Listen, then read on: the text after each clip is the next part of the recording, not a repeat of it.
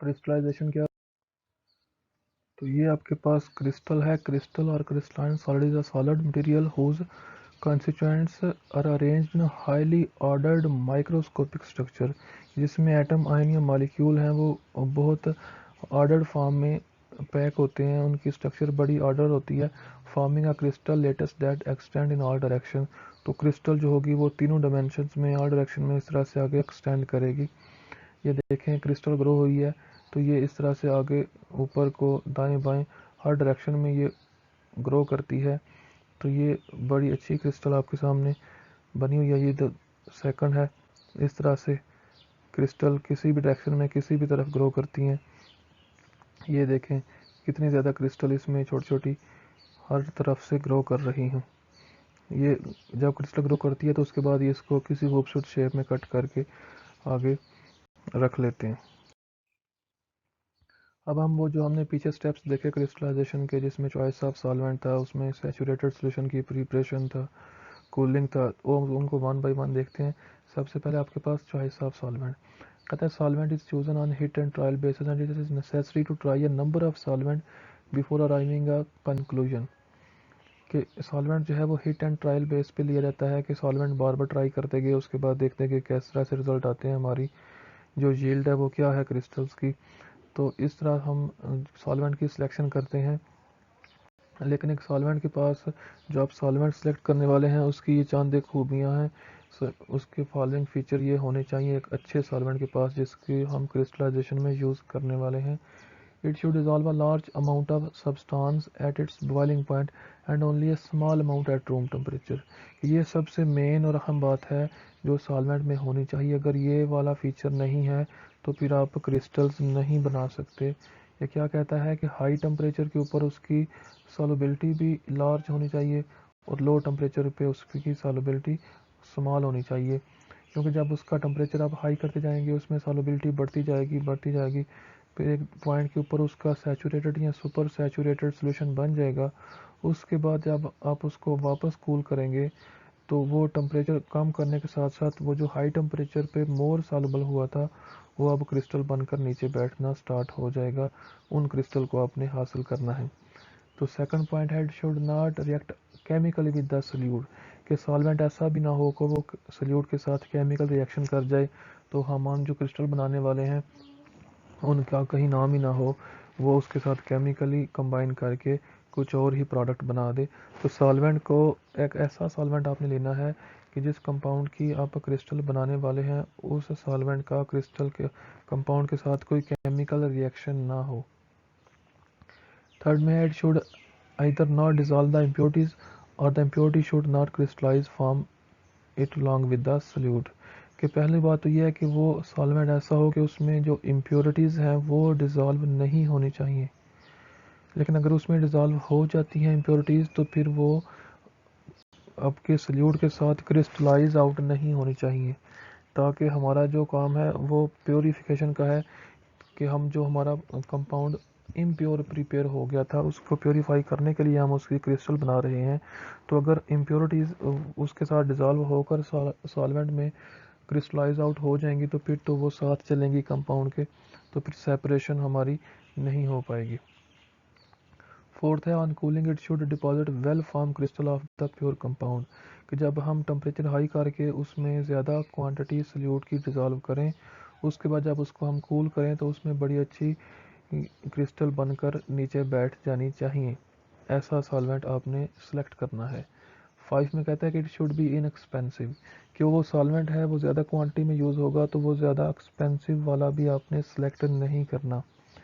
6 it should be safe to use and should be easily removable, कि वो इतना toxic dangerous भी ना हो कि उसको यूज़ करना हमारे लिए एक मसला बन जाए और उसको आसानी से हम रिमूव भी कर सकें, यानी कि वो टॉक्सिक या पॉइजनस नहीं होना चाहिए। कहता है the solvent which are mostly use for crystallization, आप ये उसने कुछ सॉल्वेंट दिए हुए हैं जिसमें वाटर है, रेक्टिफाइड स्पिरिट है, एब्सोल्यूट इथेनॉल है, डाईइथाइल ईथर है, एसीटोन है, chloroform, carbon tetrachloride, acetic acid और पेट्रोलियम ईथर। कहता है ये जो कुछ चंद सॉल्वेंट हैं जो हम क्रिस्टलाइजेशन में यूज़ करते हैं, कौन सा यूज़ होगा वो डिपेंड करता है हमारे सल्यूट की नेचर पे। कहता है अगर आपके पास कोई सिंगल सॉल्वेंट नहीं सूट कर रहा किसी भी मेथड में, तो आप कम्बिनेशन ऑफ सॉल्वेंट, दो या दो से ज़्यादा सॉल्वेंट को मिला के भी किसी ख़ास रेशो में उनको यूज़ कर सकते हैं। अगर आपका कंपाउंड इन्फ्लेमेबल है, वो आग पकड़ लेता है, तो फिर आपको पहले से प्रिकॉशन लेनी पड़ेगी। आपको उसको हीट करने के लिए वाटर बाथ यूज़ करना पड़ेगा, यानी कि पानी को गर्म करें और उस गर्म पानी के अंदर आप उस कंपाउंड का, उस सॉल्वेंट का टेम्परेचर हाई करें। जब आपने सॉल्वेंट की सिलेक्शन कर ली कि ये वाला हमारा सॉल्वेंट है, अब आपने उस सॉल्वेंट में अपने सोल्यूट को डिज़ोल्व करके उसका सोल्यूशन प्रिपेयर करना है। Preparation of a saturated solution. After selecting a suitable solvent, the substance is then dissolved in a minimum amount of solvent and is heated directly और on water bath with constant steering. कि जब आपने solvent को select कर लिया, अब आपने वो अपनी सब्सटेंस और अपना सल्यूट जिसकी क्रिस्टल बनानी है उसको डिज़ोल्व करें सॉल्वेंट के अंदर और साथ उसको हीट भी करें। डायरेक्टली या इनडायरेक्टली वो कंपाउंड की नेचर पे डिपेंड करता है। With constant stirring, add more solvent to the boiling solution if necessary until all the solute has dissolve. एक थोड़ी सी मकदार लें सॉल्वेंट की, उसमें अपने सल्यूट को डिज़ोल्व करें। अब देखिए, और उसमें डिज़ोल्व करते जाएं जब तक वो सारा सल्यूट जो आपके पास है वो डिज़ोल्व नहीं हो जाता। अगर उसमें ज़रूरत पड़ती है तो आप थोड़ा और ज़्यादा सॉल्वेंट डाल सकते हैं। आपके पास नेक्स्ट है फिल्ट्रेशन। फिल्ट्रेशन में क्या है कि जब आपने सैचुरेटेड सोल्यूशन बना लिया, टेम्परेचर भी आप उसका हाई है, तो आपने उसको जल्दी से फ़िल्टर करना है ताकि जो उसमें इनसॉल्युबल इम्प्योरिटीज़ वगैरह हैं, जो कि हमने पहले चॉइस ऑफ सॉल्वेंट में देखा कि इम्प्योरिटीज़ को उसमें डिज़ोल्व नहीं होना चाहिए सॉल्वेंट में, और अगर इम्प्योरिटी डिज़ोल्व हो जाती हैं तो उनको क्रिस्टलाइज आउट नहीं होना चाहिए। तो यहाँ पे अगर वो इम्प्योरिटीज़ डिज़ोल्व नहीं हुई तो हम फ़िल्टर करेंगे ताकि वो यहाँ पे अलहदा हो जाएं। तो the insoluble impurities in the saturated solution are then removed by filtering the hot saturated solution. जब उसका टेम्परेचर हाई होगा तो उस हॉट को ही आपने फ़िल्टर करना है, क्योंकि अगर उसको ठंडा होने के लिए छोड़ देंगे तो उसमें क्रिस्टल बनना स्टार्ट हो जाएंगी, तो क्रिस्टल भी उसी वक्त फ़िल्टर हो जाएंगी, जिनको अभी हम नहीं करना चाहते। थ्रू अ नॉर्मल और फ्लटेड फ़िल्टर पेपर, ये आप प्रीवियस लेक्चर में देख चुके हैं नॉर्मल और फ्लटेड फ़िल्टर पेपर क्या होते हैं। This avoid the premature crystallization of solute on the filter paper और इन द फनल स्टीम। क्या करेगा कि अगर आप इसको हार्ड सोल्यूशन को ही फिल्टर कर लेंगे तो इसमें जो प्री मेच्योर क्रिस्टल बनेगी वो नहीं बन पाएंगी। अगर ऐसा हादसा हो कि टेम्परेचर कम हो रहा है सोल्यूशन का और क्रिस्टल इसमें बन रही हैं, तो फिर आप क्या करें, it should be used for the water hot water funnel. तो हॉट वाटर फनल यूज़ करें कि उस फनल के साथ डबल जैकेट होती है, उसमें हॉट वाटर आप ले सकते हैं ताकि जब उसको आप फिल्टर कर रहे हों तो उसमें टेम्परेचर उसका जो है वो नीचे गिरना नहीं चाहिए उस सोल्यूशन का, क्योंकि अगर टेम्परेचर कम होगा तो उसमें क्रिस्टल बनना स्टार्ट हो जाएंगी और वो फिल्टर पेपर के ऊपर या फनल की टिप जो स्टीम होती है उसके साथ लग जाएंगी, जिससे हमारी जो यील्ड है वो कम हो जाएगी। नेक्स्ट आपके पास है कूलिंग। अब आपने उसको सॉल्वेंट को सिलेक्ट किया, फिर उसका सोल्यूशन बनाया, फिर उसको फिल्टर कर लिया। फिल्टर जब करने के बाद जो इनसॉल्युबल इम्प्योरिटीज़ थी वो निकल गई। अब आपके पास सॉल्वेंट है और उसके अंदर सल्यूट है जिसकी आपने क्रिस्टल बनानी है। अब आपने इसको कूल करना है। जैसे इसको कूल करेंगे तो इसमें क्रिस्टल बनना स्टार्ट हो जाएंगी। The hot filtered solution is then cooled at a moderate rate so that medium-sized crystal are formed। कि आपके पास जो हॉट फिल्टर्ड सोल्यूशन था जिसको आपने फ़िल्टर किया इन सॉल्युबल इम्प्योरिटीज़ को अलहदा करने के लिए, इसको कहता है मॉडरेट रेट पे कूल करें ताकि उसमें मीडियम साइज़ के क्रिस्टल बने। अगर आप उसकी स्लो कूलिंग करेंगे, ज़्यादा टाइम लगाएंगे कूल करने में, तो क्रिस्टल का साइज़ लार्ज होगा, बड़े साइज़ की क्रिस्टल बनेंगी।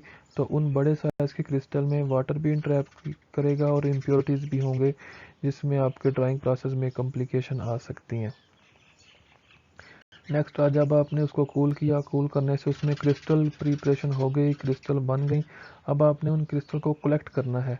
तो कलेक्शन ऑफ क्रिस्टल में कहते हैं when the crystallization is complete. यहाँ पे अब आपकी क्रिस्टलाइजेशन हो गई है। अब आपने उन क्रिस्टलाइजेशन की यील्ड को देखना है कि आप उनको किस तरह से कलेक्ट करके ड्राई करते हैं। The mixture of crystal and mother liquor. अब वो लिक्विड, वो सॉल्यूशन जिसमें क्रिस्टल बनी है उनमें से क्रिस्टल होती हैं एक, और दूसरा जो बाकी बच जाने वाला लिक्विड है उसको मदर लिक्विड कहते हैं। Is filtered through a Gooch crucible using vacuum pump. ये Gooch crucible with vacuum pump भी आप लास्ट लेक्चर में देख चुके हैं। Full suction is applied in order to drain the mother liquid from crystal, कि अच्छी तरह उसमें वैक्यूम क्रिएट करके सक्शन अप्लाई करें ताकि मैक्सिमम जो मदर लिक्विड है वो क्रिस्टल में से नीचे पास आउट कर जाए। When the filter cake is rigid enough, it is pressed firmly with the cork to drain leftover water. जब आपके पास वो फिल्टर केक काफ़ी रिजिड हो जाए तो जो कॉर्क होता है उसके साथ उसको प्रेस करें ताकि मदर लिक्विड उसमें जितना मैक्सिमम हम निकाल सकते हैं उसको यहाँ पे निकाल दें। The crystals are then washed with a small portion of cold water and the process is repeated several times। कि क्रिस्टल को आप वॉश करें, उसके बाद उसको दोबारा से फ़िल्टर करें, फिर उसको वॉश करें, फिर फ़िल्टर करें। तो ये काम आप बार बार करें ताकि उसमें प्योरिटी काफ़ी मैक्सिमम आ जाए। The process of crystallization appears to be very simple yet the success of operation lies in the amount और percentage of crystallized product obtain from the crude substance. कि जब हमने क्रिस्टलाइजेशन का प्रोसेस डिस्कस किया है ये हमें वैसे तो बड़ा इजी लगता है, लेकिन इसमें कितनी कामयाबी हुई है ये हमारी यील्ड पे डिपेंड करता है कि हम कितने परसेंट क्रिस्टल उससे हासिल कर सके हैं। क्योंकि इसमें लॉसेस, जैसे आप इसको ड्राई करेंगे, इसको आप फिल्टर करेंगे तो इसमें क्रिस्टल के लॉसेस हो जाते हैं एंड जिससे एंड पे हमारी यील्ड कम आती है। तो यील्ड पे डिपेंड करता है कि आप कितने कामयाब हुए हैं अपने एक्सपेरिमेंट में इस क्रिस्टलाइजेशन के अमल में। नेक्स्ट आपके पास है drawing of the crystallize substance. जो आपने क्रिस्टलाइज सब्सटेंस वहाँ से कलेक्ट की है उसको आपने ड्राई करना है, उसमें सॉल्वेंट को आपने रिमूव करना है।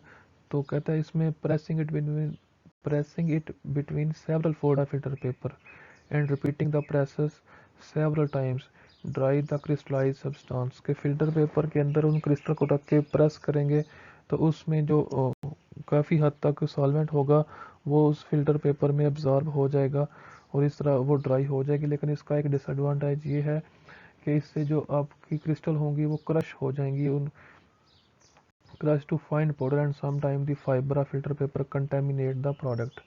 कि फ़िल्टर पेपर से ड्राई करने का एक नुकसान ये है कि वो जो आपकी क्रिस्टल हैं वो फाइन पाउडर में क्रश हो सकती हैं और जो फ़िल्टर पेपर के फाइबर होंगे वो कंटेमिनेशन के लिए भी उसमें आ सकते हैं, क्रिस्टल के साथ अटैच होंगे, कंटेमिनेट कर देंगे उसको।